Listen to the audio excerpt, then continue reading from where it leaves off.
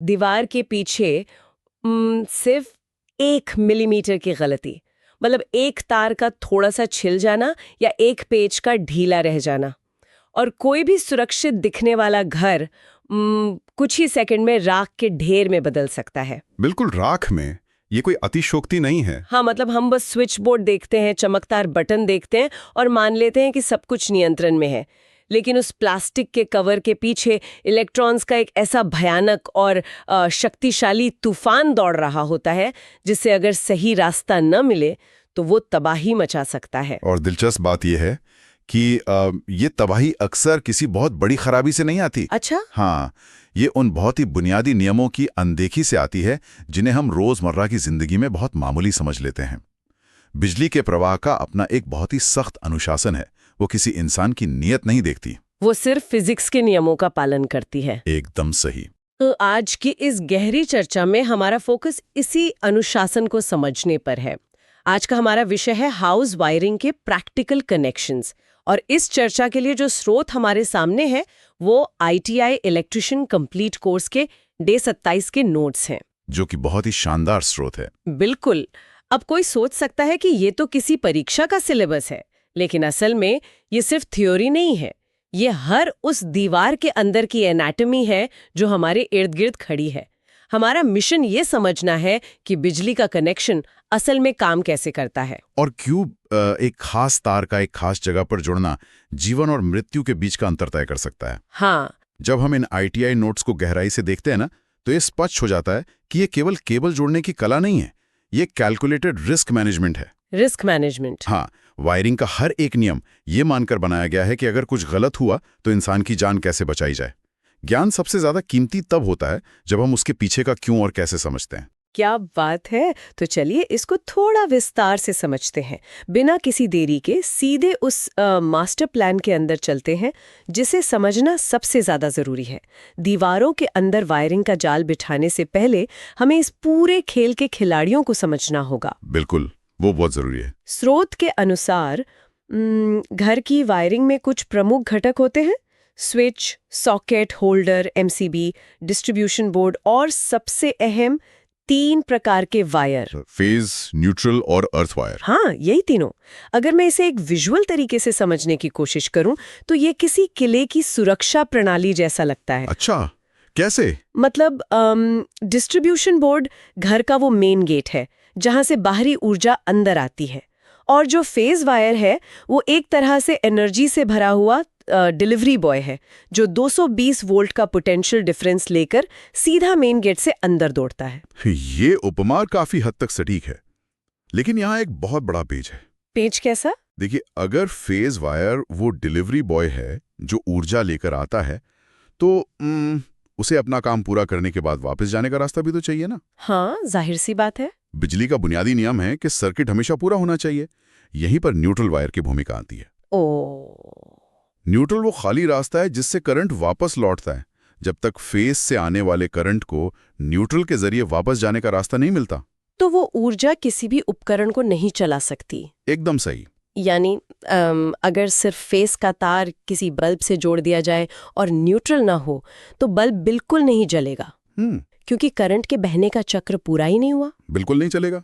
और इसी सुरक्षा प्रणाली में आपने MCB का जिक्र किया था। हाँ, मिनिएचर सर्किट ब्रेकर। हाँ, लोग अक्सर सोचते हैं कि MCB महज एक बड़ा स्विच है, लेकिन ये एक सेंसर की तरह काम करता है। अगर आपकी उपमा लें तो ये मेन गेट पर खड़ा एक ऐसा बाउंसर है जो लगातार अंदर जाने वाले करंट की निगरानी कर रहा है। तो ये बाउंसर खतरे को भांपता कैसे है? मतलब उसे कैसे पता चलता है कि अब ट्रिप होने का वक्त आ गया है? इसके पीछे प्योर इंजीनियरिंग और थर्मोडायनेमिक्स है। MCB के अंदर एक बायमेटालिक स्ट्रिप होती है। बायमेटालिक मतलब 2 धातुओं की बनी हुई। हाँ, 2 अलग अलग धातुओं की बनी एक पत्ती।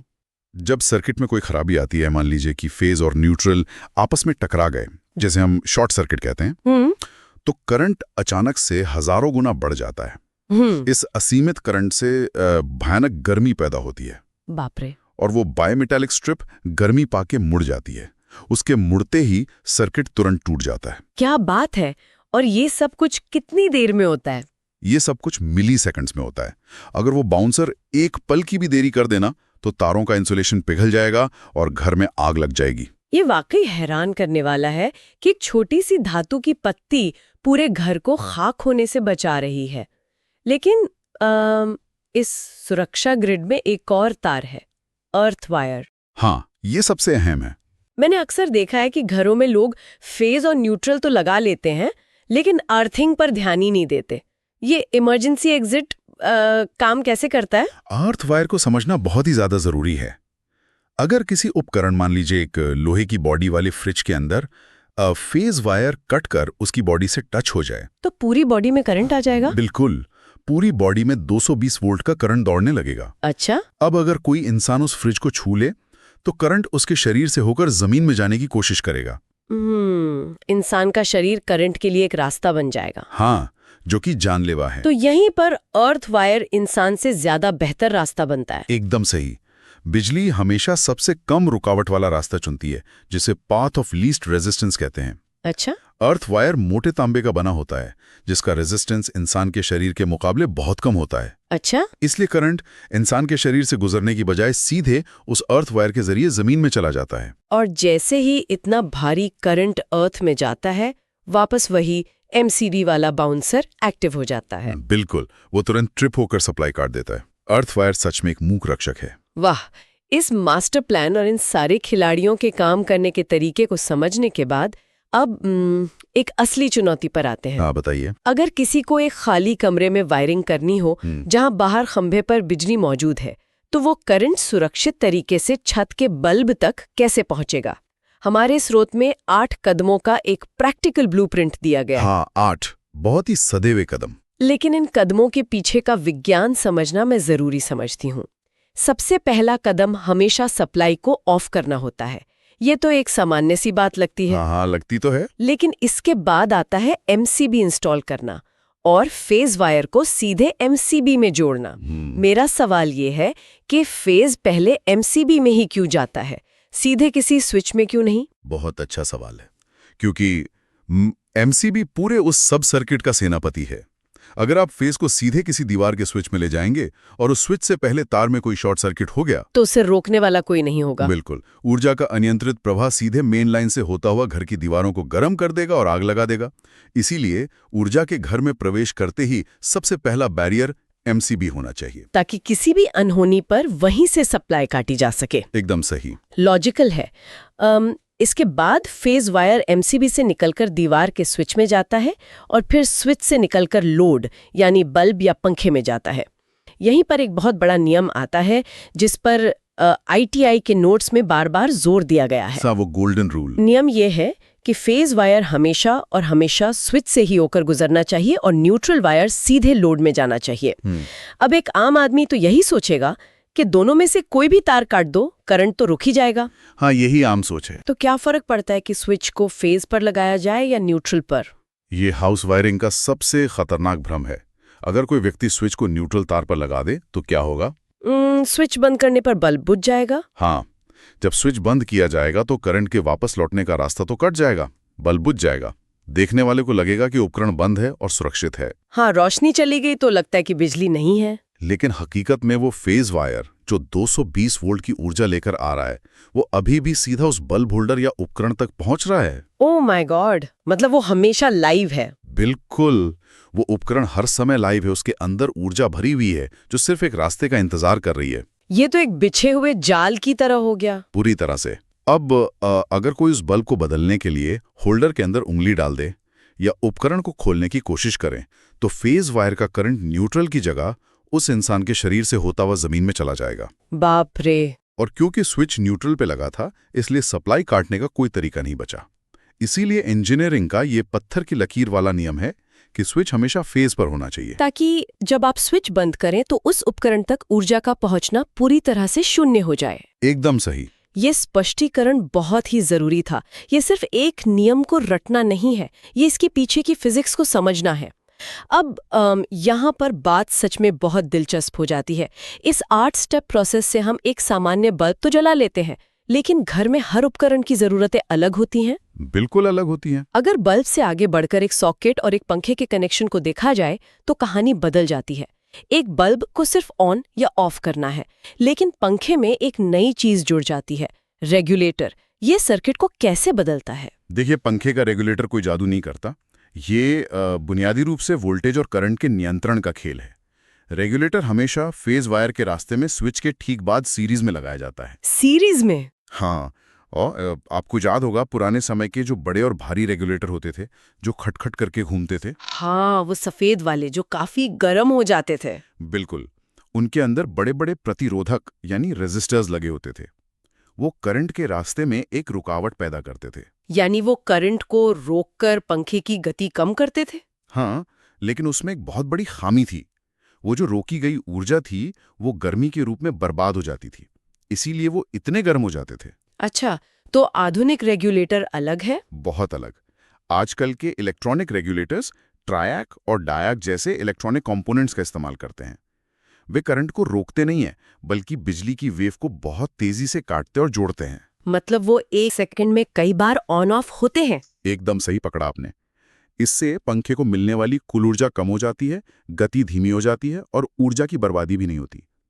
लेकिन ये सब सिर्फ तब मुमकिन है जब रेगुलेटर सही तरीके से फेज वायर के रास्ते में जुड़ा हो। समझ गई। और अगर सॉकेट की बात करें तो वहां बल्ब और पंखे से अलग तीनों तारों मतलब फेज, न्यूट्रल और अर्थ का एक साथ आना जरूरी हो जाता है। बिल्कुल, क्योंकि सॉकेट में हम फ्रिज, माइक्रोवेव या आयरन जैसे भारी और धातु की बॉडी वाले उपकरण लगाते हैं, जहां अर्थ वायर की वो इमरजेंसी एग्जिट वाली भूमिका सबसे ज्यादा अहम हो जाती है। सही कहा। सॉकेट का ऊपर वाला मोटा और लंबा छेद अर्थ वायर के लिए ही होता है। अच्छा, क्या आपने कभी सोचा है कि प्लग का अर्थ पिन बाकी दोनों पिन से लंबा और मोटा क्यों होता है? ये वाकई एक सोचने वाली बात है। शायद इसलिए ताकि वो सॉकेट में अच्छी तरह फिट हो सके, मतलब एक अच्छी ग्रिप के लिए। नहीं, इसका सीधा संबंध इंजीनियरिंग और हमारी सुरक्षा से है। अर्थ पिन लंबा इसलिए होता है ताकि जब प्लग को सॉकेट में डाला जाए तो सबसे पहले उपकरण का संपर्क अर्थिंग से हो। ओह, यानी फेज और न्यूट्रल से करंट मिलने से पहले ही सुरक्षा कवच जुड़ जाए। एकदम सही। और मोटा इसलिए होता है ताकि उसका रेजिस्टेंस कम रहे और कोई गलती से भी उसे फेज या न्यूट्रल वाले छोटे छेद में न डाल सके। ये है वो सटीकता जिसके बारे में हम बात कर रहे थे। कमाल है। ये डिजाइन का एक ऐसा पहलू है जो हमेशा आंखों के सामने रहता है, लेकिन हम कभी इसके पीछे की इंजीनियरिंग पर ध्यान ही नहीं देते। हमारे स्रोत सामग्री में सुरक्षा के कुछ गोल्डन रूल्स पर बहुत जोर दिया गया है। हाँ, safety first. Safe wiring equal to safe home का मंत्र सिर्फ एक नारा नहीं है। इसमें टूल्स की इंसुलेशन और ढीले कनेक्शन न छोड़ने की बात बहुत सख्ती से कही गई है। मैं समझना चाहूंगी कि एक लूज कनेक्शन सिर्फ एक खराब कारीगरी क्यों नहीं है, बल्कि ये एक एक्टिव बॉम्ब कैसे बन जाता है? ये एक बहुत ही तकनीकी और अहम सवाल है। जब दो तारों को जोड़ा जाता है या पेच कसा जाता है तो उनके बीच का संपर्क एकदम ठोस होना चाहिए। कोई गैप नहीं होना चाहिए। बिल्कुल नहीं। अगर उनके बीच जरा सी भी जगह, मान लीजिए 1 मिलीमीटर के 10वें हिस्से जितनी भी जगह छूट जाए तो वहां हवा आ जाती है। लेकिन हवा तो इंसुलेटर है ना? आमतौर पर हाँ, लेकिन जब 220 वोल्ट का दबाव होता है तो करंट उस छोटी सी हवा की परत को चीरकर एक तार से दूसरे तार तक छलांग लगाता है। और इस छलांग को ही स्पार्किंग या आर्किंग कहते हैं। बिल्कुल। और इस स्पार्किंग से भयानक गर्मी पैदा होती है। ये गर्मी तारों के तांबे को ऑक्सीडाइज कर देती है। उस पर कार्बन जमा हो जाता है। कार्बन जमा होने से रेजिस्टेंस और बढ़ जाता है, जिससे गर्मी और ज्यादा बढ़ती है। मतलब ये एक चेन रिएक्शन बन जाता है। हाँ, धीरे धीरे तार के ऊपर का प्लास्टिक पिघलने लगता है और कुछ ही हफ्तों या महीनों में वहां आग लग जाती है। इसीलिए ITI की प्रैक्टिकल परीक्षाओं में, वाइवा में एग्जामिनर इस बात को लेकर बेहद सख्त होते हैं। इसका मतलब है कि एग्जामिनर ये नहीं देख रहा कि बल्ब जला या नहीं, वो ये देख रहा है कि पेच कसने में कितनी ताकत लगाई गई, तारों को कितना सही छीला गया और क्या इंसुलेटेड पेचकस का इस्तेमाल हुआ। एकदम सही। ये परीक्षा रटी हुई बातों की नहीं, बल्कि मसल मेमोरी और सुरक्षित आदतों की है। बिल्कुल। अगर काम करते वक्त सप्लाई बंद करना या बिना रबर ग्रिप वाले प्लास का इस्तेमाल ना करना एक इलेक्ट्रिशियन की आदत में नहीं है तो वो एक दिन बड़ी दुर्घटना का शिकार होगा। वाइवा में जब पूछा जाता है कि फेज कहाँ जुड़ेगा तो एग्जामिनर के दिमाग में सिर्फ डायग्राम नहीं होता। क्या होता है? वो इंसान के शरीर से गुजरने वाले संभावित करंट को देख रहा होता है। बाप रे। तो अगर इस पूरी जटिल चर्चा को समेटा जाए तो आखिर निष्कर्ष क्या निकलता है? दीवारों के पीछे का ये जाल कोई तिलिस्म नहीं है। ये फेज के जरिए ऊर्जा के आने, न्यूट्रल के जरिए उसके वापस लौटने, अर्थ के जरिए एक सुरक्षा जाल बनाने और एमसीबी के जरिए उस पूरे सिस्टम की निगरानी करने का एक बेहद अनुशासित फ्लो है। हाँ, बहुत ही अनुशासित। 8 कदमों का वो ब्लूप्रिंट और नियम किसी भी घर की सुरक्षा की नींव है। और ये भी कि इन नियमों के साथ कोई भी समझौता, चाहे वो स्विच को न्यूट्रल पर लगाना हो या अर्थिंग को अनदेखा करना हो, सीधे तौर पर मौत को दावत देना है। एक सुरक्षित घर वही है जहां भौतिकी के इन नियमों का पूरा सम्मान किया गया हो। सही बात है। अब इस चर्चा को खत्म करने से पहले मैं एक ऐसे विचार पर रोशनी डालना चाहूंगी जो हमारे आज के स्रोत के बिल्कुल अंत में अगले दिन के सिलेबस के रूप में छिपा हुआ है। सीरीज और पैरेलल कनेक्शंस की बात कर रही हैं आप? हाँ, हमारे घरों में जो वायरिंग होती है वो पैरेलल यानी समानांतर होती है। इसका मतलब है कि घर के हर एक बल्ब, हर एक टीवी का अपना एक स्वतंत्र रास्ता है। हाँ, अगर एक कमरे का बल्ब खराब हो जाए तो बाकी घर पर कोई असर नहीं पड़ता। ये एक बहुत ही सुविधाजनक और जरूरी व्यवस्था है। लेकिन जरा इमेजिन कीजिए, एक दिमागी प्रयोग के तौर पर, अगर घरों की वायरिंग पैरेलल की जगह सीरीज कनेक्शन में की जाती, जहां सारे उपकरण एक ही तार की लाइन में एक के बाद एक जुड़े हों। वो तो बहुत भयानक स्थिति होती। जी बिल्कुल। लेकिन इंजीनियरिंग के नजरिए से देखें तो असली तबाही कहीं और है ना? बिल्कुल। वहां ओहम का नियम V=IR पूरी तरह से तस्वीर बदल देगा। सीरीज सर्किट में हर उपकरण का रेजिस्टेंस जुड़ता जाता है और वोल्टेज में भारी गिरावट आती है, जिसे हम वोल्टेज ड्रॉप कहते हैं। मतलब मान लीजिए मेन बोर्ड से 220 वोल्ट निकल रहा है। पहले कमरे का फ्रिज 100 वोल्ट खींच लेगा, अगले कमरे का हीटर बाकी बचा हुआ वोल्टेज खा जाएगा। तो इसका मतलब है कि आखिरी कमरे में रखे टीवी या पंखे तक पहुंचते पहुंचते वोल्टेज इतना कम हो जाएगा, शायद 20 या 30 वोल्ट, कि वो उपकरण चालू ही नहीं होंगे। बिल्कुल। अगर घरों को सीरीज में वायर किया जाता तो हम एक साथ कई उपकरण चला ही नहीं पाते। पूरी दुनिया की इलेक्ट्रॉनिक्स इंडस्ट्री और अप्लायंसेस को बनाने का तरीका ही अलग होता। ये पैरेलल कनेक्शन ही है जो हमारी आधुनिक जीवन शैली को संभव बनाता है। इससे जुड़ा एक और विचार जो शायद ज्यादा खौफनाक है। हमने उस अर्थ वायर के बारे में बात की जो वो इमरजेंसी एग्जिट है। हाँ, मूक रक्षक। ये तार अपना काम चुपचाप करता है, इसका रोजमर्रा के उपकरणों के चलने पर कोई असर नहीं होता। लेकिन क्या होगा अगर वो अनदेखा अर्थ तार किसी वजह से दीवार के पीछे से टूट जाए या जमीन में उसकी रॉड को जंग लग जाए? ये हाउस वायरिंग का सबसे बड़ा साइलेंट किलर यानी अदृश्य खतरा है। Silent killer? हाँ, क्योंकि अर्थ वायर के टूटने पर घर के सारे उपकरण बिल्कुल सामान्य रूप से चलते रहेंगे। पंखा हवा देगा, फ्रिज ठंडा करेगा, किसी को भनक तक नहीं लगेगी कि वो सुरक्षा कवच टूट चुका है। ये एक ऐसी अदृश्य खामी है जिसके बारे में तब तक किसी को पता नहीं चलता जब तक कि किसी उपकरण में खराबी ना आ जाए और फेज वायर उसकी बॉडी से न छू जाए। और तब जब वो करंट जमीन में जाने का रास्ता ढूंढेगा तो उसे अर्थ वायर नहीं मिलेगा। वो करंट सीधे उस इंसान को अपना रास्ता बनाएगा जिसने उस उपकरण को छुआ है। दीवारों के पीछे का वो अनकहा सच, वो शांत खतरा जो सालों तक बिना किसी चेतावनी के छिपा रह सकता है, ये वाकई एक ऐसी चीज़ है जिस पर हर किसी को गहराई से विचार करना चाहिए। ज्ञान ही बचाव है। अगली बार जब भी कोई स्विच ऑन हो तो उन अदृश्य नियमों को ज़रूर याद रखा जाना चाहिए जो हमें सुरक्षित रखते हैं। उम्मीद है आज की ये गहरी चर्चा आपको पसंद आई होगी। अगली बार फिर मिलेंगे।